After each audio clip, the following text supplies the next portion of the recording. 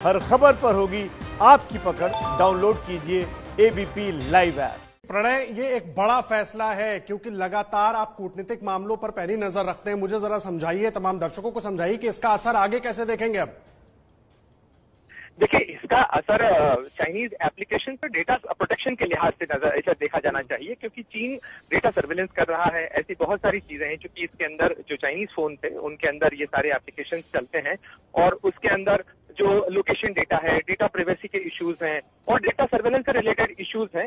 ये काफी समय से इनको लेकर समस्याएं उठ रही थी, बहुत सारे सवाल लोगों की तरफ से उठाए जा रहे थे और चूंकि भारत में ये लगातार जो इंटरनेट नया इंफॉर्मेशन टेक्नोलॉजी एक्ट पे काम चल रहा है और चूंकि डेटा प्रोटेक्शन पॉलिसी भी है यही है, उसके मद्देनजर ये एक महत्वपूर्ण कदम इसलिए है कि भारतीयों का डेटा भारत में रहे और कोई भी दूसरा देश उसका इस्तेमाल न कर पाए, उस लिहाज से। दूसरी चीज ये है महत्वपूर्ण कि इस डेटा पे, भारतीयों के डेटा का इस्तेमाल करके उसका कमर्शियलाइजेशन अगर चाइना की कंपनियां कर रही हैं, चीन अगर उसका इस्तेमाल कर रहा है, तो एक तरीके से उन्हें ये मैसेज देने की भी कोशिश है। और साथ ही ये एप्लीकेशन जो है, ये देखने में छोटा कदम लग सकता है आदर्श, लेकिन इसका इम्प्लीकेशन काफी ज्यादा बड़ा इसलिए है क्योंकि इसी डेटा, इन्हीं एप्लीकेशन के सहारे जो रेवेन्यू मॉडल है उसको भी मजबूत करने की कोशिश होती है चाइनीज कंपनियों के माध्यम से। और ऐसे में भारत यदि किसी देश का एप्लीकेशन को बैन करता है तो भारत बहुत बड़ा मोबाइल फोन यूजर है और ऐसे में अगर बहुत बड़ा बेस कम होता है तो इन कंपनियों की सेहत पर भी, इन कंपनियों के रेवेन्यू पर भी बहुत बड़ा असर पड़ता है। जी आदर्श। जी प्रणय, आप रहे हमारे साथ। रक्षित सिंह भी जुड़े हुए हमारे साथ। रक्षित, बड़ा कदम उठाया है सरकार ने, बहुत बड़ा फैसला है ये, कैसे देखें इसको? बिल्कुल, जाहिर तौर पर आप देखिए कि लिस्ट की सबसे पहले बात कर लें। TikTok, SHAREit, Kwai, UC browser, Baidu map, Shein, Clash of Kings, ये वो तमाम टॉप एप्स हैं चाइनीज कंपनीज के जिनका भारत में बहुत बड़ा बोलबाला है। और इसमें अगर हम टिकटॉक की खास तौर पर बात कर लें तो पूरी दुनिया के अंदर सबसे ज्यादा जो उसका क्लाइंटेल है, जो उसको डाउनलोड करने वाले लोग हैं, जो उसके यूजर्स हैं, वो हिंदुस्तान में ही है। तो एक तरीके से इसको माना जा सकता है कि चाइना का जो एप्लीकेशन मार्केट है उसके अंदर जितनी की उसकी पहुंच थी और उसमें सबसे बड़ा जो रास्ता था वो हिंदुस्तान ही था, क्योंकि हिंदुस्तान का यूजर बेस जो स्मार्टफोन्स का है वो इतना बड़ा है। तो उसी तरीके से इन तमाम एप्स के साथ में, चाहे वो टिकटॉक हो, यूसी ब्राउजर हो, कुल मिलाकर 59 एप्स एप्लीकेशंस को जो है वो ब्लैकलिस्ट एक तरीके से कर दिया गया है। और इसमें सबसे बड़ी और सबसे अहम बात यही कही गई है कि लगातार CERT इनको, यानी कि कंप्यूटर इमरजेंसी रेस्पॉन्स टीम जो है डिपार्टमेंट ऑफ टेलीकम्युनिकेशन की, उसको लगातार इस तरीके का फीडबैक मिल रहा था कि ये वो तमाम एप्लीकेशंस हैं जिनके साथ में डेटा प्राइवेसी को लेकर सबसे बड़ा सवालिया निशान जो है वो रिप्रेजेंटेशंस में मिला था।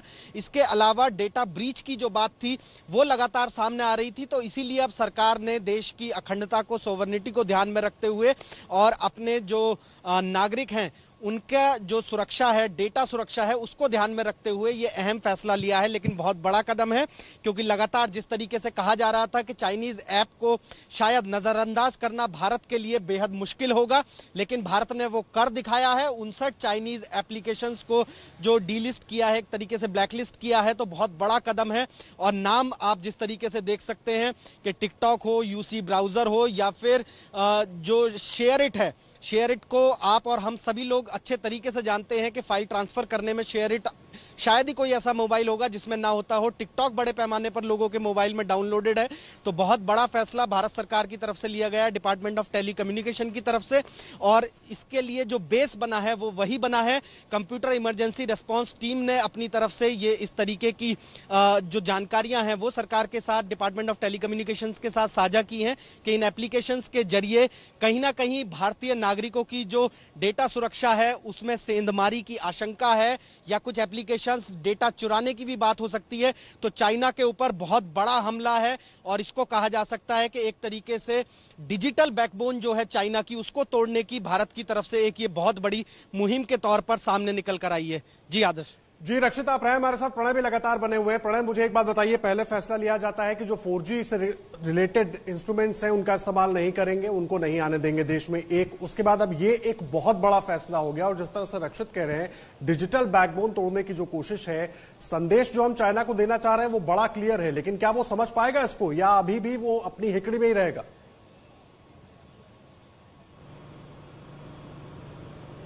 लगता है प्रणय तक मेरी आवाज नहीं पहुंच रही, उनसे बात करने की कोशिश करेंगे। रक्षित, रक्षित के पास चलेंगे एक बार। प्रणय, आप तक मेरी आवाज पहुंच रही है?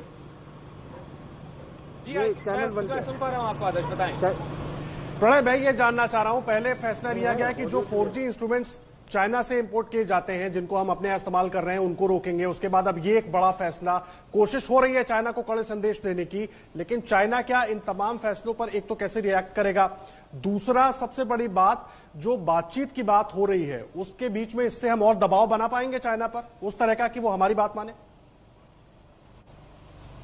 देखिए, निश्चित रूप से ये तमाम दबाव बनाने की कोशिशें तो हैं ही आदर्श। इसके साथ साथ ये भी कोशिश है कि चीन को ये भी पता चले कि अगर वो भारत के साथ संबंधों को खराब करता है, अगर वो आक्रामक तेवर अपनाता है, तो उसकी कीमत क्या है, और चीन को उसकी कीमत चुकाने के लिए भी तैयार रहना चाहिए। अगर भारत और चीन के बीच में करीब करीब $100 बिलियन का ट्रेड है, और इस 100 बिलियन का बाजार, ऐसे में जबकि चीन की अर्थव्यवस्था भी मंदी के दौर की तरफ जा रही है, ऐसे में कोरोना संकट के दौर में चीन की भी अर्थव्यवस्था के लिए समस्याएं हैं, अगर वो भारत का बाजार खोने के लिए तैयार है तो चीन को यह कीमत चुकाने के लिए तैयार रहना चाहिए। अगर वो इस तरीके की आक्रामकता बरकरार रखता है तो, लेकिन क्योंकि दोनों चीजें एक साथ नहीं चल सकती हैं, और यही एक संदेश देने की सरकार की तरफ से कोशिश की जा रही है। लेकिन जहां तक इन एप्लीकेशन का सवाल है आदर्श, इसके अंदर यह भी ध्यान रखना होगा कि चाइनीज सर्वेलेंस स्टेट को लेके दुनिया के कई मुल्कों के अंदर सवाल उठ रहे हैं। चाहे चाइना के जो आर्टिफिशियल इंटेलिजेंस टूल्स हैं उनको लेके सवाल हो, इसके अलावा जो चाइनीज मोबाइल एप्लीकेशंस हैं उनको लेके सवाल हो, इसके अलावा जो चाइनीज सॉफ्टवेयर और हार्डवेयर इक्विपमेंट हैं।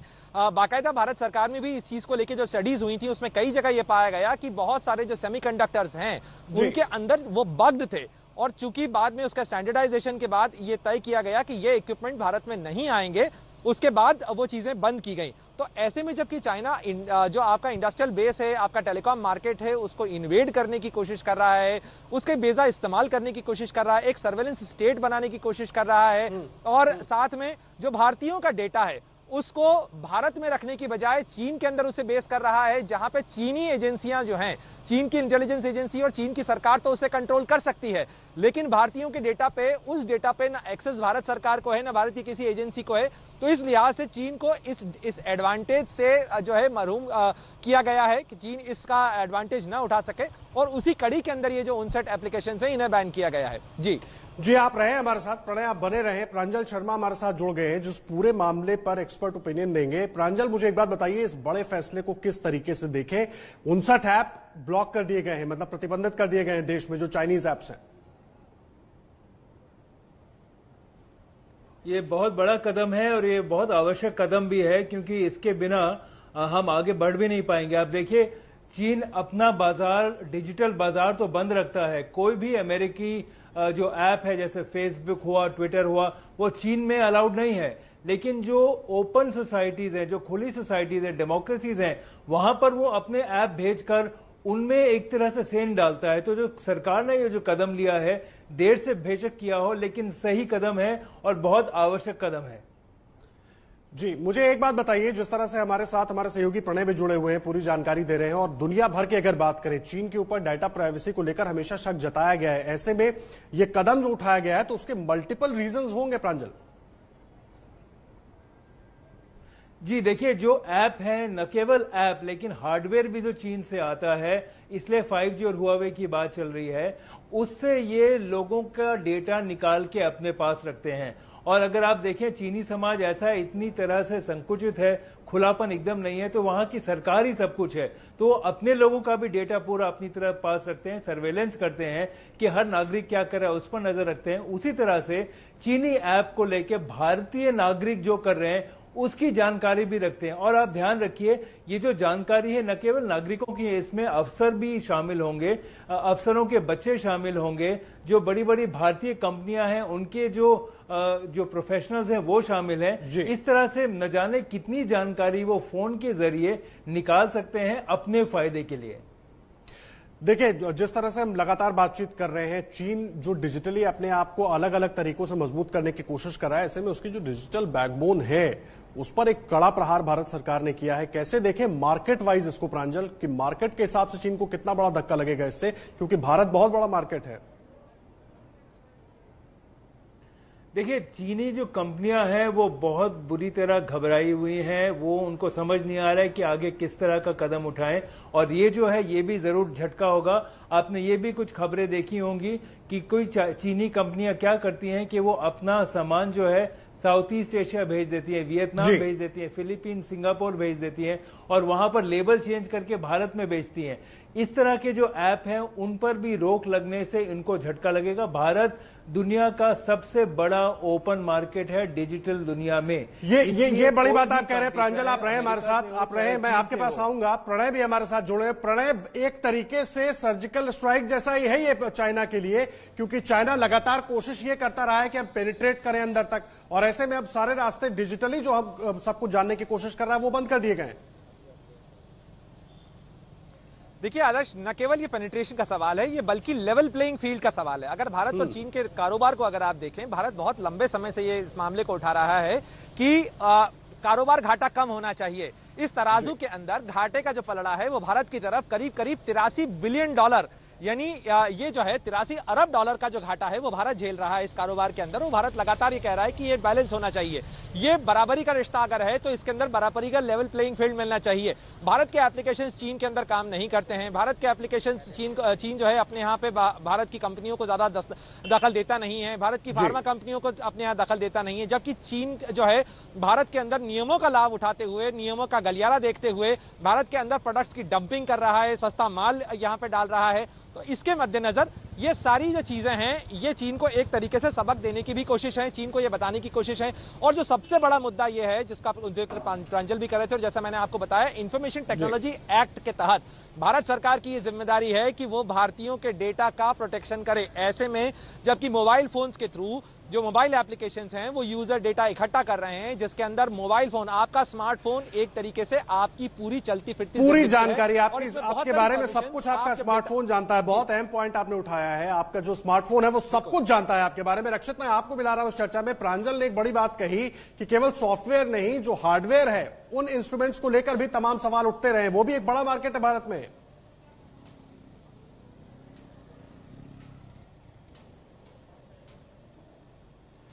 रक्षित तक मेरी आवाज नहीं जा रही है, उन तक चलने की कोशिश करेंगे। प्रांजल, मुझे एक बात बताइए, एक जो आम मोबाइल यूजर है उसको क्या करना होगा अब? आवाज नहीं जा रही। देखिए, आम मोबाइल यूजर जो ग्राहक है उसको अब अपने नए विकल्प ढूंढने पड़ेंगे। और देखिए, भारत का खुला बाजार है, अगर मांग रहेगी तो भारतीय जो डेवलपर्स हैं वो उस तरह के नए प्रोडक्ट और ऐप निकाल लेंगे। अब देखिए, भारत में ये खासियत ये है कि जब देख लिया कि एक तरह का प्रोडक्ट कैसा है, किस तरह के फीचर्स हैं, उसको अपनी तरह से बनाने में कोई देरी नहीं होगी। इसलिए ऐसा नहीं कि भारतीय ग्राहक को बहुत खास नुकसान होगा। प्रांजल, एक बात और बताइए, एक बार और भी बताइए, ये जो मोबाइल ऐप्स, मैं बीच में आपको रोक रहा हूं माफी के साथ, ये जो 59 मोबाइल ऐप्स हैं, ये जिसके भी मोबाइल फोन में है, क्या उसको डिलीट करना होगा या अपने आप वो ब्लॉक हो जाएगा, डिलीट हो जाएगा? कैसे होगा आगे का प्रोसेस पूरा? फोन तो मिलवाओ। देखिए, इसमें दो बातें हैं। एक तो जो नए यूजर हैं जिनको ये रिझाने की कोशिश कर रहे हैं और अपना बाजार बढ़ाने की कोशिश कर रहे हैं, अब ये ऐप भारत में उपलब्ध नहीं होंगे तो आप डाउनलोड नहीं कर पाएंगे। जिनके फोन में पहले से है, अभी ये सरकार ने नहीं कहा है कि डिलीट करें, लेकिन इसके जो अपडेट आते हैं वो अपडेट नहीं होंगे। लेकिन ग्राहक अपनी तौर से ये कर सकते हैं कि अब वो अपने फोन से इन ऐप को डिलीट करना शुरू कर दें। और ये ध्यान रखें कि अगर ये डिलीट नहीं करेंगे तो उन्हीं को नुकसान होगा, उन्हीं के डेटा होगा, उन्हीं का डेटा चोरी होगा। न केवल डेटा, इसमें वायरस भी आ सकता है। अगर मान लिया कल को चीन इस कदम से गुस्सा हो जाता है तो इसी ऐप के जरिए आपके फोन में वायरस भी डाल सकता है। जी, ये बड़ा अहम पॉइंट आप उठा रहे हैं। मैं प्रणय के पास प्रणय का रुख करूंगा। प्रणय, बड़ा सवाल यह है, जिस तरह से प्रांजल डर जता रहे हैं और पहले भी साइबर हमले को लेकर कई बार इस तरह के इनपुट्स आते रहे हैं कि चाइना की तरफ से साइबर हमला हो सकता है, क्या इन्हीं ऐप्स को लेकर ऐसा कुछ होगा?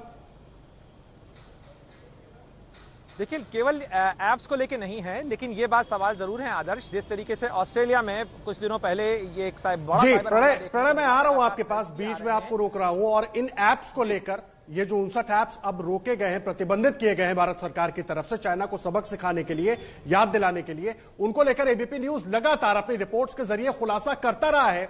और इंद्रजीत, हमारे संवाददाता, लगातार अपनी रिपोर्ट्स के जरिए बताते रहे कि इन ऐप्स के जरिए क्या क्या होता है। खुद इंद्रजीत जुड़ गए हमारे साथ। इंद्रजीत, 59 ऐप्स जो शक के दायरे में थे और अब उनको प्रतिबंधित कर दिया गया। जी बिल्कुल, ये बहुत बेहतर कदम है, क्योंकि एप्लीकेशन फोन में क्या करता है ये आपको समझना होगा।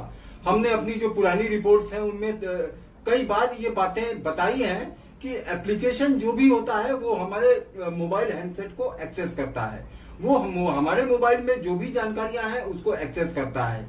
ये एप्लीकेशन क्या कर रहे थे, इनके सारे सर्वर बीजिंग में थे, इनके सारे सर्वर चीन की तमाम अलग अलग शहरों में थे। तो यानी कि हर हिंदुस्तानी का डेटा पहले चाइना के सर्वर पे जाता था, और चाइना के सर्वर का कंट्रोल किसके पास है, वहां की कंपनियों के पास है। वहां की कंपनियां वहां के इंटेलिजेंस एक्ट से कवर्ड हैं, जिसमें वो बाध्य हैं कि वो हर जानकारी चीन की सरकार को देंगी। तो क्या हो रहा था कि हमारे मुल्क के हर नागरिक की जानकारी, वो हर नागरिक जिसने अपने मोबाइल फोन में चीनी एप्लीकेशन को इंस्टॉल किया है, उसकी जानकारी चाइना जा रही थी, और चाइना इसे अपने इकोनॉमिक पर्पज के लिए, अपनी मिलिट्री स्ट्रेटेजीज के लिए और तमाम चीजों के लिए इस्तेमाल। इंद्रजीत, ये सिर्फ एप्स या सॉफ्टवेयर के लिए है या हार्डवेयर के लिए भी ऐसा ही कुछ उनकी तरफ से स्ट्रैटेजी बनाई गई है? जो हार्डवेयर हम इंडियंस यूज करते हैं, हमारे देश में जो लोग हार्डवेयर यूज करते हैं, हार्डवेयर में भी है। जी, एक टर्म होता है बैकडोर एंट्री। ये इसलिए रखा जाता है ताकि वो कंपनी रिमोटली दूर से बैठ के आपके फोन को सर्विस दे पाए। लेकिन चीन क्या करता है, चीन बैकडोर एंट्री के सारे जो कोड हैं वो अपने पास रखता है, और ये यूजर को जानकारी नहीं होती है। वो जब चाहे, अगर हम मान लीजिए चीन के किसी हार्डवेयर का इस्तेमाल कर रहे हैं, चीन के हम मोबाइल फोन का इस्तेमाल कर रहे हैं, हमारे पास कोई चीनी एप्लीकेशन नहीं है, लेकिन अगर हमारा हार्डवेयर चाइना का है और उसकी बैकडोर एंट्री चाइना के पास है, तो कभी भी वो हमारे फोन में इंटर कर सकता है, हमारे फोन से सारी जानकारियां ले सकता है। यानी सर्वर और उस हार्डवेयर के बीच में जो कनेक्टिविटी है वो ऑलरेडी बन चुकी होगी। तो ऐसा नहीं है कि सिर्फ सॉफ्टवेयर नुकसानदायक है, हार्डवेयर भी उतना ही नुकसानदायक है जितना सॉफ्टवेयर नुकसानदायक है। सॉफ्टवेयर उन सारी डिवाइसेस के लिए नुकसानदायक है, चाहे वो चाइना में बनी है, हिंदुस्तान में बनी है या दुनिया के किसी भी मुल्क में बनी है। लेकिन अगर चाइना का सॉफ्टवेयर है तो उसका एक्सेस चीनी सर्वर के पास रहेगा। लेकिन अगर हार्डवेयर ही चाइना का है तो उसमें ये जरूरत नहीं है कि कोई सॉफ्टवेयर के जरिए वो कनेक्टिविटी बनाए, वो सीधे बैकडोर एंट्री के प्रोसेस के जरिए वो उस हार्डवेयर की या उससे जुड़े हुए तमाम डेटा की या उस यूजर की सारी जानकारी वो सर्वर अपने पास ले सकता है। जी, बहुत अहम जानकारी आप दे रहे हैं इंद्रजीत। प्रणय भी लगातार बने हुए। प्रणय, मुझे एक बात बताइए, एप्स को लेकर यानी कि सॉफ्टवेयर को लेकर जिस तरह से इंद्रजीत भी बता रहे हैं, प्रांजल भी हमारे साथ जुड़े हुए थे, बता रहे थे, उस पर तो ये बड़ा फैसला और चाइना को सबक सिखाने वाला फैसला किया गया है। लेकिन क्या हार्डवेयर को लेकर भी कुछ चर्चा चल रही है? क्योंकि हार्डवेयर पर भी उतना ही डाउट है और खुद सरकार पहले अपने फैसलों में जता चुकी है। देखिए, हार्डवेयर को लेकर लगातार कोशिशें चलती रही हैं, खासतौर पर सेंसिटिव क्षेत्र के अंदर। ऐसे बहुत सारे मोबाइल ब्रांड्स हैं जो कि भारतीय सेना में या जो सुरक्षा क्षेत्र में काम करने वाले लोग हैं वो इस्तेमाल नहीं कर सकते हैं। ऐसे बहुत सारे लैपटॉप ब्रांड हैं जो चाइनीज मूल के हैं, इनका इस्तेमाल जो है जो फौजी हैं वो नहीं करते हैं। तो ऐसी बहुत सारी चीजें हैं जो की जा रही थी। इसके अलावा चूंकि बहुत सारे जो इक्विपमेंट्स हैं उनके अंदर स्ट्रिंजेंट एप्लीकेशंस की गई हैं कि ये चीजें नहीं की जा सकती। लेकिन आपको ये भी ध्यान रखना होगा कि ब्लैंकेट किसी कंट्री बेस्ड बैन नहीं लगाया जा सकता है। इसलिए नहीं लगाया जा सकता है क्योंकि WTO के अंदर आप सिग्नेटरी हैं, इसलिए कंट्री स्पेसिफिक नहीं लगा सकते हैं। लेकिन आप जो है सोर्स ऑफ ओरिजिन रिलेटेड या ऐसे कई चीजें जो सिक्योरिटी के आधार पर, क्योंकि सॉवरेन कंट्री अपने सिक्योरिटी के आधार पर बहुत सारी चीजों को प्रतिबंधित कर सकता है, सेक्टर स्पेसिफिक प्रतिबंध। जी प्रणय, बिल्कुल बड़ी बात आप कह रहे हैं। आप सब बने रहिए, आप सब हमारे साथ जुड़े रहिए। एबीपी न्यूज पर यह बड़ी कवरेज लगातार जारी है। बहुत बड़ी खबर है, भारत ने चाइना के कमर तोड़ने वाला फैसला किया है, कम से कम सबक सिखाने वाला फैसला।